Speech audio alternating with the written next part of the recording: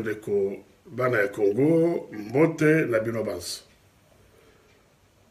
tokutani lelo yo po to sur la mwa moke pamba te namoni qu'au niveau ya biso ba congolais, je parle essentiellement ya ba congolais na libanda, bien entendu na babaza na katamboka tofandi kimia comme d'habitude, comme si makambo manso na mokili na ngonga oyo ezali kotambola normalement, alors que situation to traverser en ce moment eza situation moko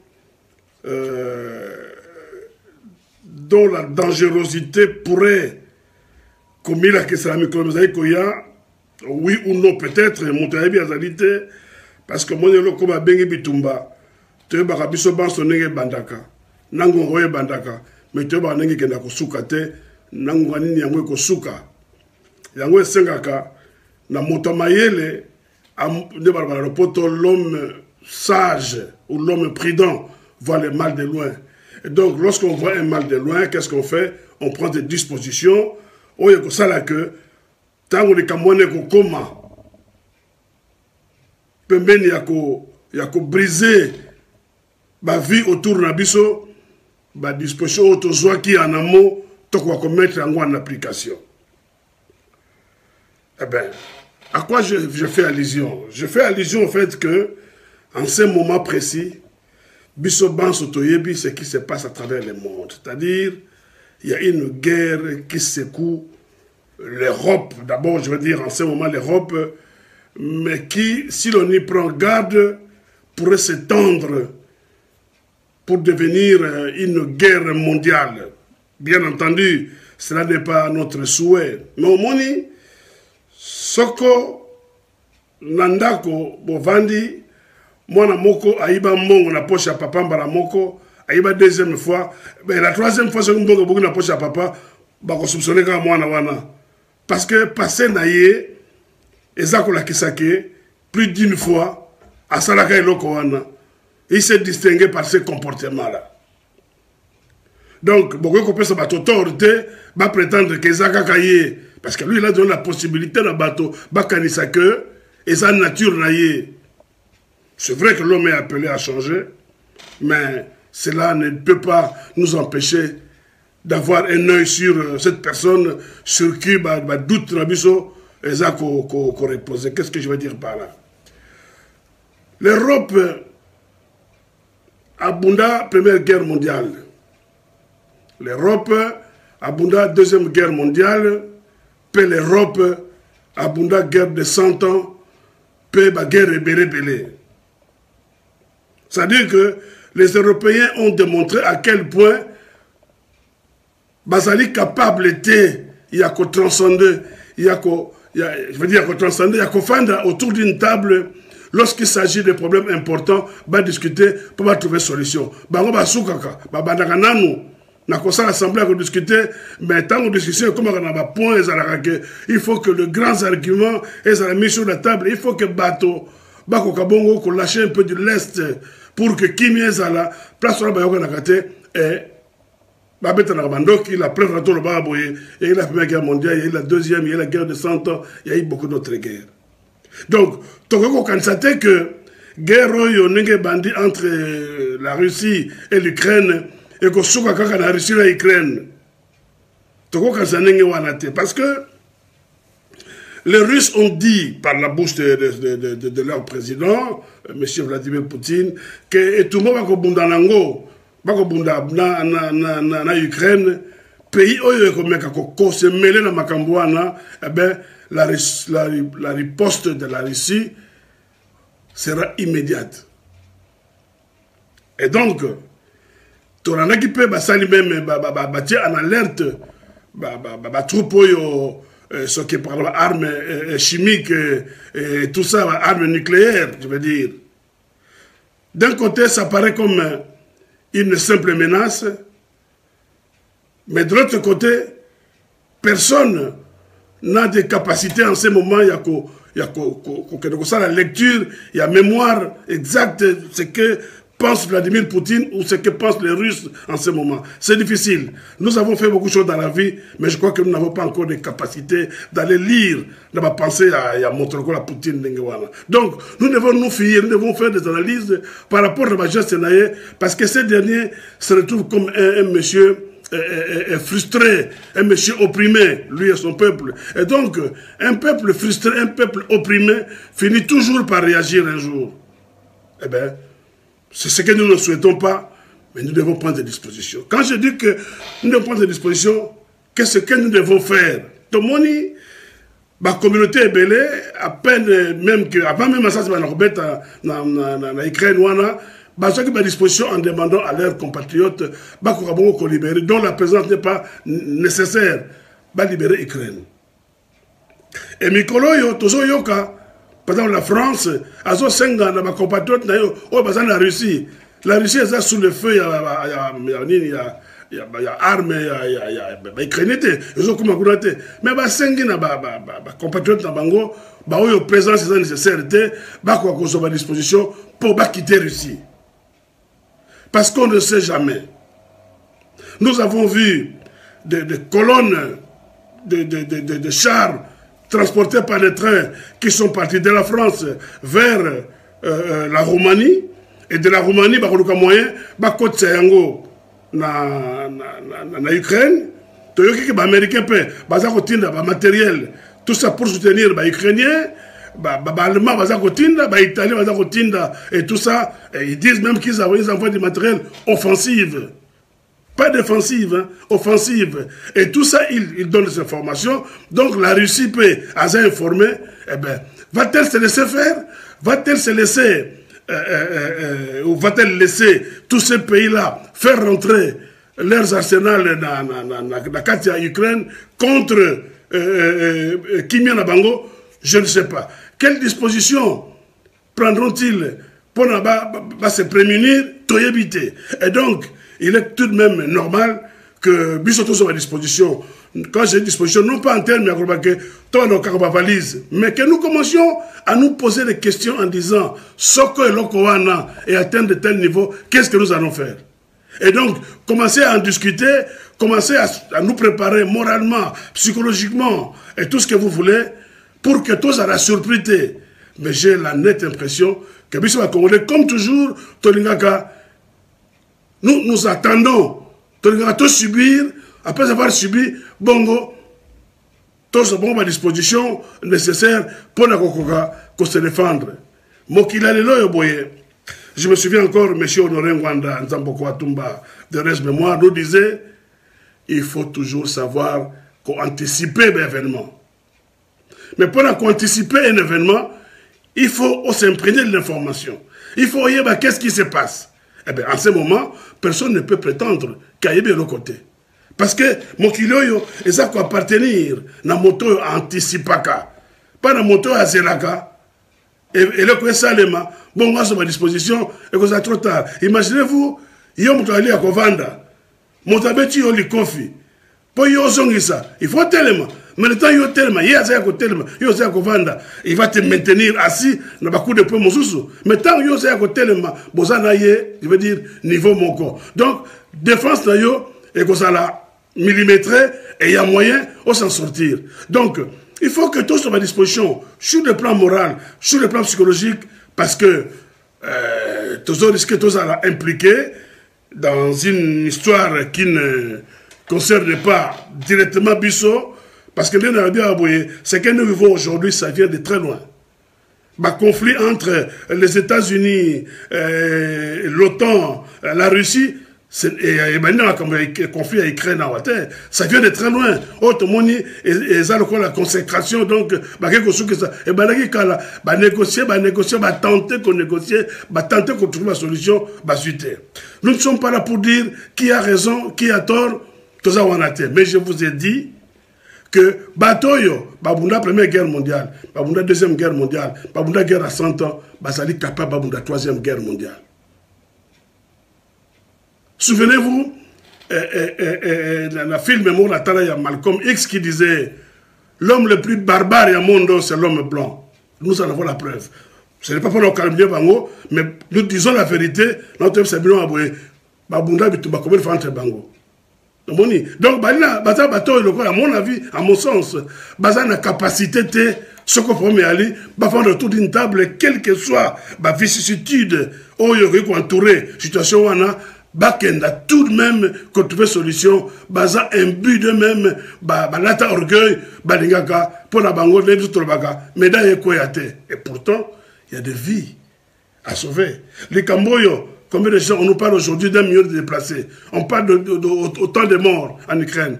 On parle, semble-t-il, de 480 ou 450 soldats russes tués déjà dans cette affaire. Et vous croyez que c'est de la blague? C'est pas de la blague. Donc ça risque de ne pas s'arrêter. Ça risque de nous amener très loin. Alors je demande, est-ce que le gouvernement Nabiso va réfléchir déjà à ce sujet? Ou va là? Et comme la situation est impossible, pour la population de Bango, ce qui vaut la peine que le gouvernement Kanissa. Tout le monde est déjà étudiant. Nous avons vu des images sur les réseaux sociaux. Nos jeunes qui vivent en Ukraine pour des raisons d'études et tant d'autres, Bazali abandonnés à eux-mêmes, à leur triste sort, Bazali même la possibilité, il y a comme matin l'avion pour s'éloigner, la Pologne, la Roumanie et tout ça, ne serait-ce que pour se mettre à l'abri. Il y a des missiles russes. Baza ko empêcher bango ba matana train. Alors, bokanisa soko situation est s'empirer. Qu'est-ce qui pourrait arriver? Ba compatriotes d'Abissoana, baza ko risquer baza ba bouclier humain. Vous avez compris? Donc, il y a des situations moko to ko zélaté que yango est avancé et accabler biso bon toloba à tous à disposition to avion moko boye. Non, le but est to ba no avion. Mais tout le monde a commis préparé moralement et psychologiquement que ce qu'on a situation d'atteindre tel niveau, voilà ce que nous allons faire. Bisous pour le niveau de bande, tout le monde a kanisa, tout le monde a sa proposition à nous, parce que qu'on le veuille ou non, nous sommes des Congolais, même si nous sommes en contradiction avec les pouvoirs en place, mais nous sommes des Congolais et nous avons les droits, en cas de danger, de rejoindre ces pays-là pour nous mettre à l'abri. Nous en avons les droits. Personne, je dis bien personne, mais alors personne ne peut nous empêcher de nous rendre dans Mboka, Sokoto se sentir, Bisikoto en danger. Pour l'instant, c'est autant de danger que dans Mosika. Mais ce qui arrivera demain, Motaï bien moi ça a été. Moto moko taza na capacité à kotanga à part Nzambe na mémoire ya Poutine, to ya ba Russe en général. Ce qu'ils pensent, ce qu'ils peuvent décider quand ils viennent Mokilio et lobby. Les Américains apparemment disent qu'ils ne vont pas envoyer des éléments pour combattre en Ukraine. Les Français ont dit la même chose.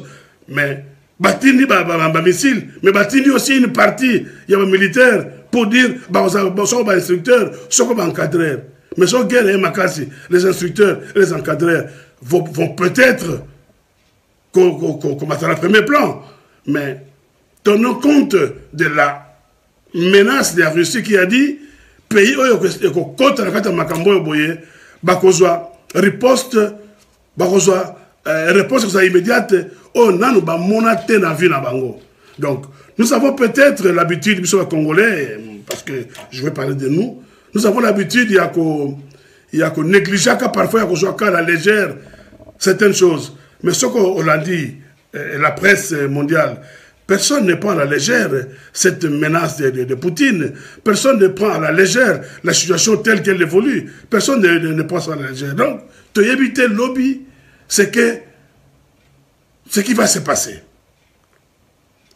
Voilà. Tu éviter ma lobby, mais en tout cas, tout ça de façon que tout ça lobby surpris, tout ça a pris des cours, tout ça là que lobby.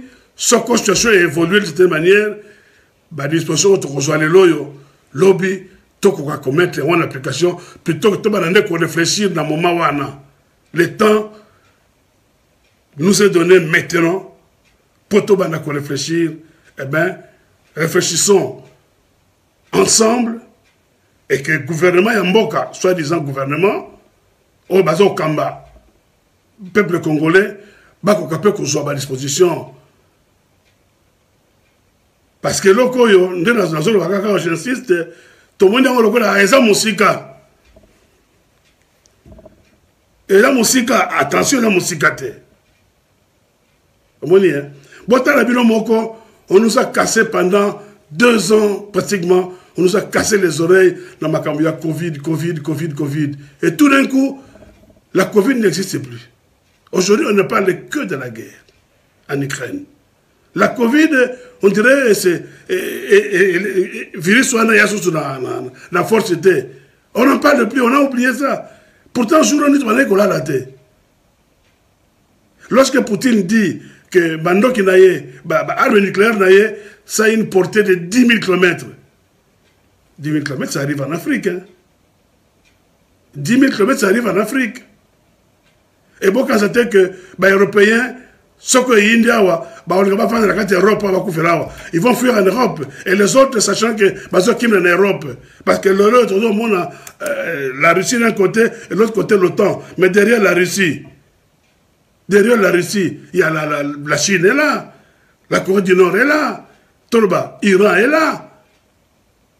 Vous avez Bélarus, de l'autre côté, ce que nous avons les États-Unis, le Canada, l'Angleterre, l'Australie, la France, la Belgique, l'Allemagne et tout ça, côté à OTAN. Mais le combat peut s'étendre sur le territoire Oyo, ça même impliqué, bien entendu, et ça souhaite la sauté. Mais tu veux qu'on fasse la tête totale à caca, sans que tout soit à disposition. Donc, et ça pour la collègue ça va dans ce n'est pas une question de Sabatomé. Tu comprends que ça nous concerne tous. Parce que nous ne vivons pas sur notre planète. Puisque tu es en France, si on va bombarder France, nous serons tous impliqués. Si on va bombarder Belgique, nos compatriotes qui vivent en Belgique, vous allez impliquer. Et donc, si nous avons la possibilité de nous mettre à l'abri, pourquoi tu profites de l'angoté?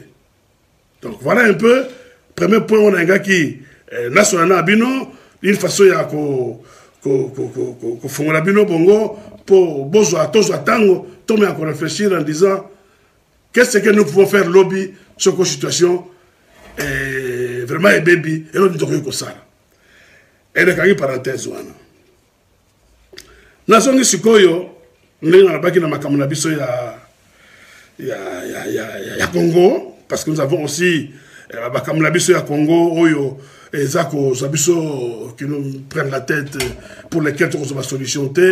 Alors les lois on s'appesantir dans les cambos il y a rame encore une fois parce que tu vois qui excusez-moi je vais boire un petit verre d'eau.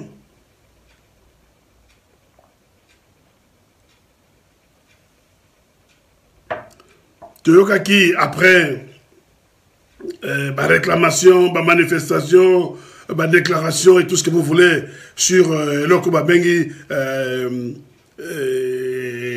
RAM, que finalement le chef de l'État a décidé que annuler Ramouana. Bana Congo. Félicitations d'abord Nabino, surtout Bino Congo de l'intérieur, mais tout le monde Bundi pour tout comme la décision pour le chef de l'État a comme la décision annuler l'Okowana. Mais vous voyez que des fonds ont été subtilisés, ont été soutirés directement dans le portefeuille à Congo. Et donc, le fait d'annuler RAM, ça ne veut pas dire, je dis bien, ça ne veut pas dire que infraction nyonso oyo acte wana ya entraînaki ezali annulé, absolument pas. Je ne suis pas juriste, mais je sais que juriste balobaka acte wana ya kolobake monta a sali infraction, après à reconnaître qu'à sali infraction, à se dénoncer yemoko pour par exemple je donne un exemple bozana ndako na buto moto aye ko yiba bino biloko na kata ndako. Une chaîne musicale ou cuisinière d'Abino, oh maman, ça le tous les jours, oui, il y a un Kenyango. Le matin, la maman se réveille et commence à pleurer. Ah, cuisinière, il y a un cas de l'ambelaka, dans ma case, au bout de ma cala et baconité, dans ma case, sur ma calate, dans la salle de la cuisinière, oui, il y a un qui m'a la maman, avec la maman, corrélaté, nga moto na ibaki, na yo ko sa cuisinière na yo. Mo ibi so sa cuisinière, et la question c'était que infraction nyonso et quoi na mai. Ah non. Ah non. Déjà, primo, aibi cuisinière wana butu. La nuit constitue une circonstance aggravante. La corrigé il a ibelaki yango, il a cassé fenêtre. A bouki fenêtre. Ba bengi yango effraction. Effraction est une circonstance aggravante. Pour y avoir fenêtre, qu'est-ce qu'il a fait?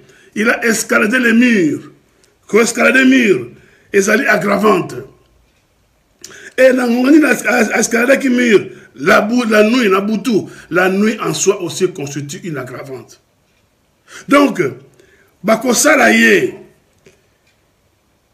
oui, dans les cas d'espèce, il y a un concours idéal d'infraction. Et donc, le cas là, il ça, juste un repentir actif, si je m'abuse. Le repentir actif, mais juste pas lobby, que le repentir actif n'enlève pas les caractères infractionnels.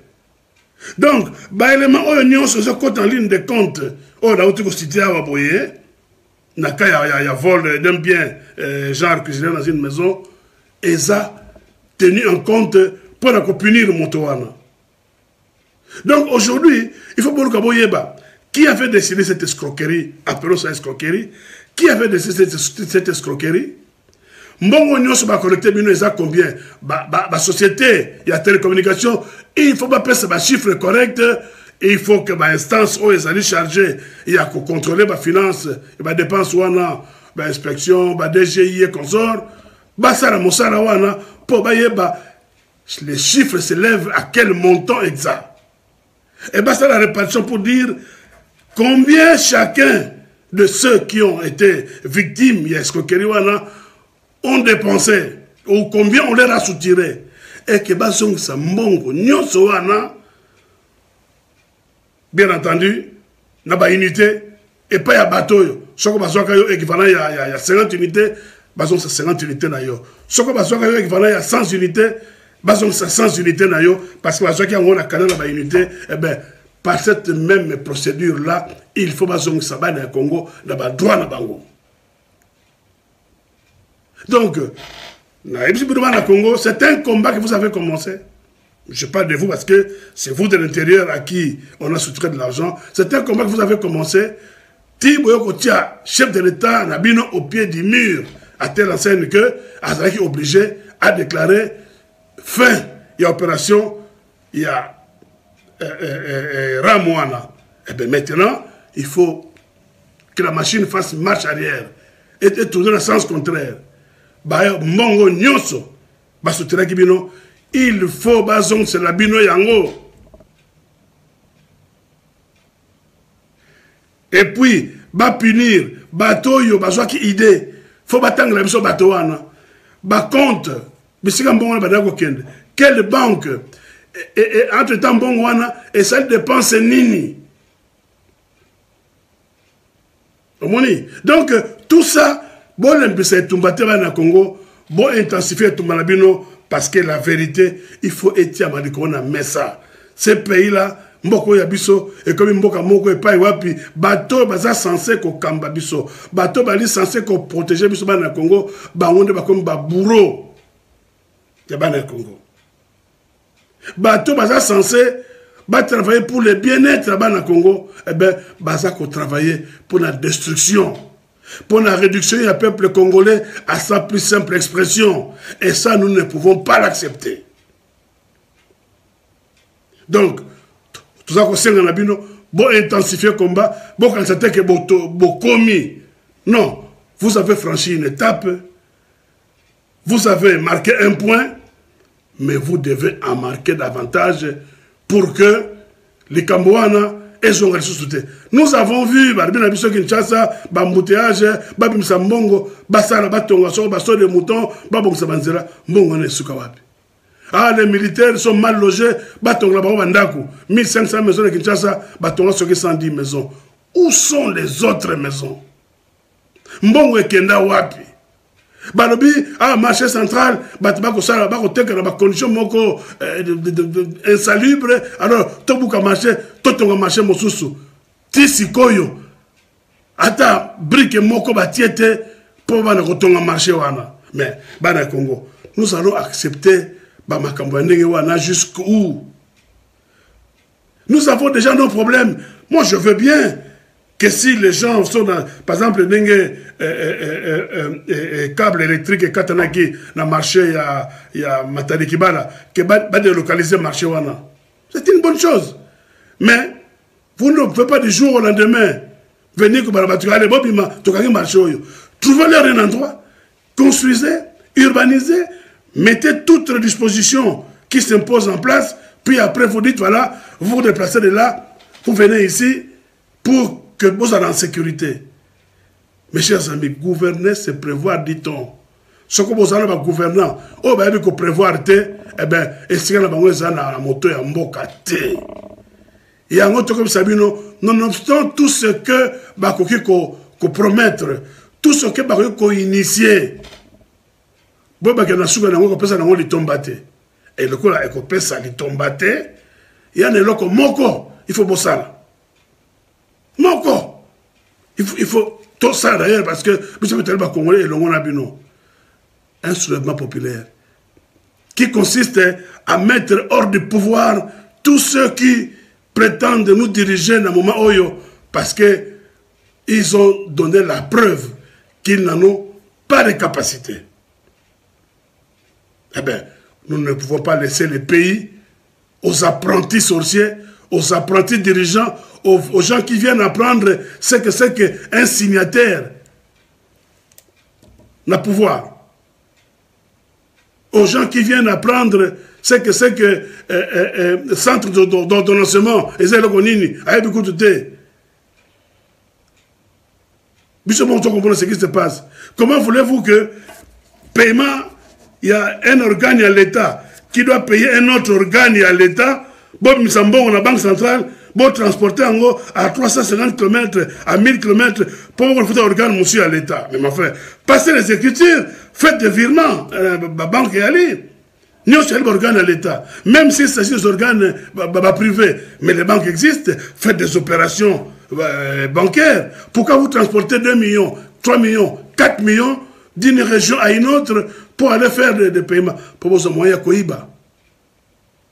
Pour vos moyens Koïba. Imaginez-vous, si tu vas dans la poteau à Boye, au paiement en espèces, il y a plus de $1000, il y a 1000 euros. Au ça, maximum, c'est 1000 euros au fout en espèces. Au-delà, il y a 1000 euros, vous devez faire un virement bancaire ou vous déposez un chèque. D'abord, ça réduit la masse monétaire en circulation. Dans une certaine mesure, ça réduit aussi l'inflation. Parce que trop d'argent en circulation, c'est ce qui entraîne l'inflation. Mais on nous dit qu'il y a un professeur de l'université, un économiste, mais ça, on a mesure pour résoudre cet épineux problème. Alors, nous allons continuer que Batomoti Ndouana va diriger Abisso.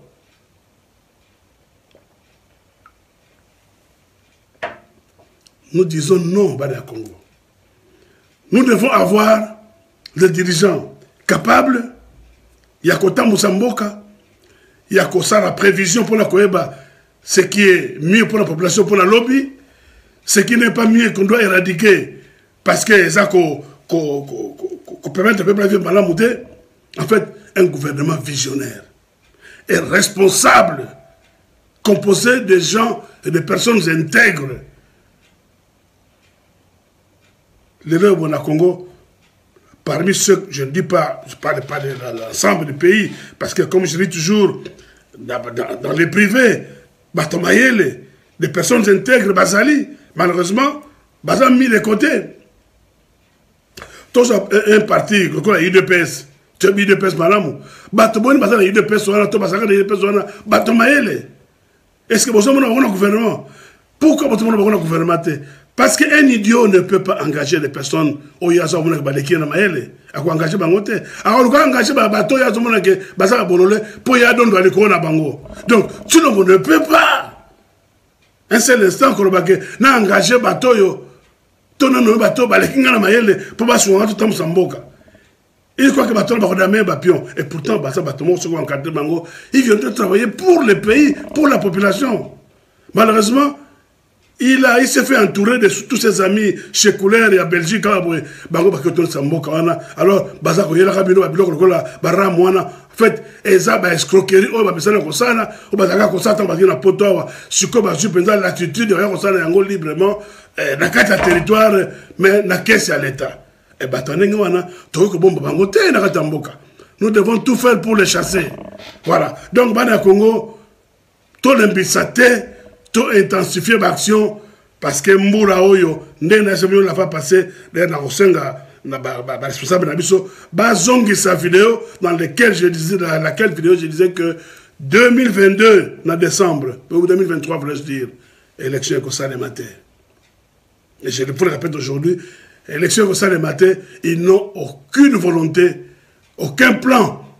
Il y a organisé l'élection de 2023 parce que Bayebik, que dans la condition, Basali Moussala, Motomo a confiance en réalité. Qu'on soit même pas 15% parce qu'on n'a pas passé. Soit-disant, alors ils veulent bouleverser les cartes, continuer comme ça à Moussala, mais nous avons les devoirs, Bisso Congolais, parce que le pays nous appartient, parce que le pouvoir émane de nous, de le mettre hors du pouvoir, par un soulèvement populaire, à l'issue duquel tu peux mettre Bisso Congolais en place, un pouvoir responsable qui viendra travailler effectivement pour le bien-être du peuple congolais. Voilà. Nous avons évoqué la prochaine vidéo. Voilà. Nous avons pour la sympathique attention. Nous avons fixé rendez-vous pour la prochaine fois. Maton de Mingi.